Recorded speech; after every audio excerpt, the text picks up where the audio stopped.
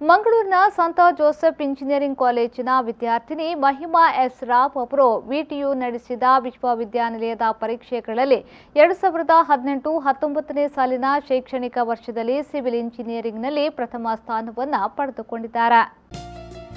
9.38 CGPA ಅಂಕಗಳನ್ನು ಗಳಿಸುವ ಮೂಲಕ ಅವರು ಈ ಸಾಧನೆಯನ್ನ ಮಾಡಿದ್ದಾರೆ.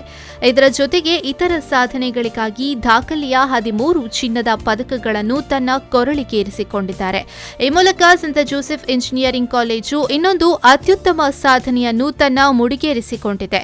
ಈಗಾಗಲೇ ವಿದುಷಿ ಬಿರುದನ್ನು ಗಳಿಸಿರುವ ಮಹಿಮಾ ಅವರು ಭರತನಾಟ್ಯ, ಕುಚುಪುಡಿ, ಮೋಹಿನಿಯಾಟ್ಟಂ, ಜಾನಪದ ನೃತ್ಯ, ಯಕ್ಷಗಾನ ಮುಂತಾದ ಶಾಸ್ತ್ರೀಯ ನೃತ್ಯ ಪ್ರಕಾರಗಳಲ್ಲಿನ ಪ್ರತಿಭೆಗೆ ಹೆಸರುವಾಸಿಯಾಗಿದ್ದಾರೆ.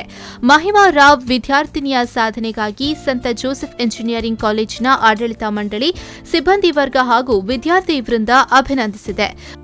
ಬ್ಯೂರೋ ರಿಪೋರ್ಟ್, ವಿ4 ನ್ಯೂಸ್ 24/7 ಮಂಗಳೂರು.